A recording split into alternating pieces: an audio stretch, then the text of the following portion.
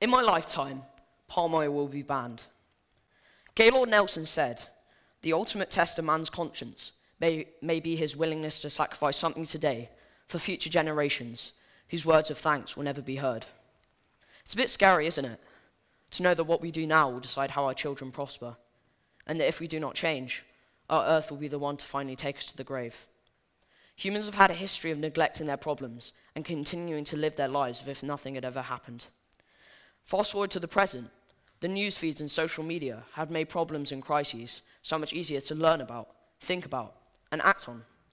But my concern is that we are still not hearing it, understanding it, and personally actioning a change in our own lives. But enough of that.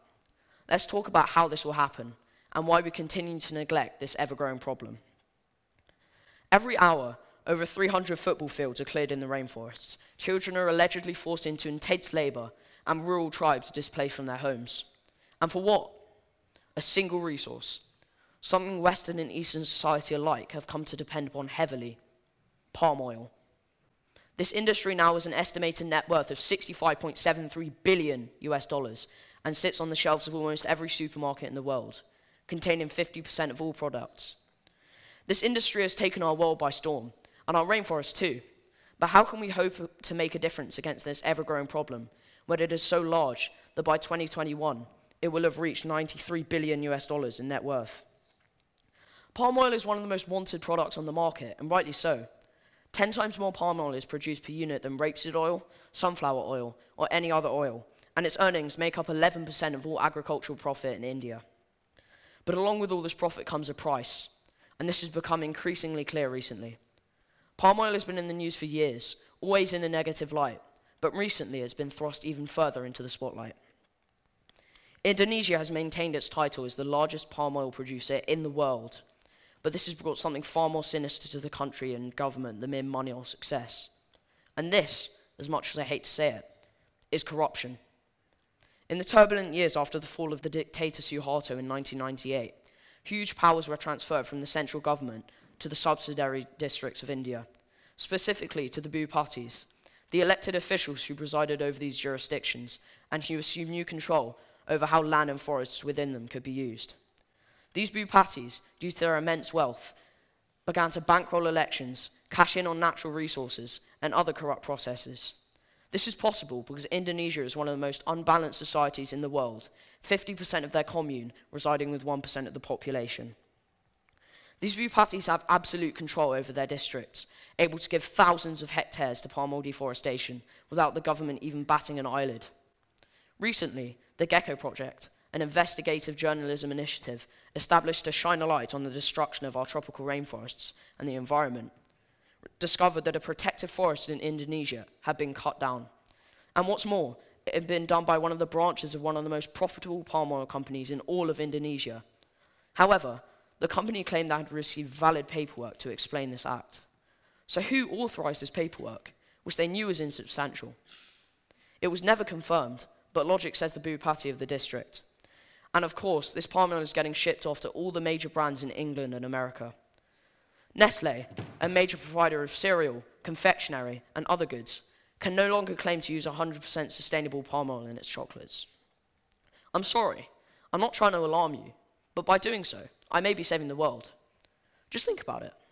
If you watch this and feel guilty, the next time you go to the supermarket and buy some instant noodles or some laundry detergent, with 20% of the noodles weight being palm oil, you may have a little nagging voice in the back of your head saying not to buy it, because with a slow in demand comes a slow in production, and that you can support another brand that is battling to end this injustice in our modern society.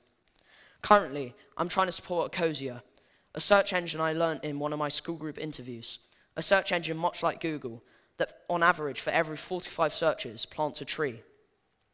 This may sound limited, but I found that researching this talk and using Ecosia for my own pleasure at home, I burned through hundreds of searches, planting a total of 7 trees. It feels quite satisfying to know that just by sitting and searching, I'm actually planting trees, saving the planet. Currently, they support projects in Tanzania, Morocco, Indonesia, Ethiopia, Madagascar, and Brazil.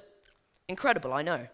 And this is just one of the many incredible websites that is working to make the environment a better and safer place. The major supermarket Iceland has become the first to banish all palm oil from their major brand food lines. They promised this in 2018 and have fulfilled their pledge. They are known for their incredibly moving advert, where an orangutan, displaced by palm oil deforestation, lives in a girl's bedroom. She wants him gone, but before he goes, she listens to his story and is sympathetic to his plight. This was voted the most moving advert of 2018 and has over 70 million views. Although it was taken down from broadcast TV by Clearcast for violating an advertising code, an act I firmly believe was to cover up the horrors of palm oil production, it still lives on in the many social media websites that plaster the internet.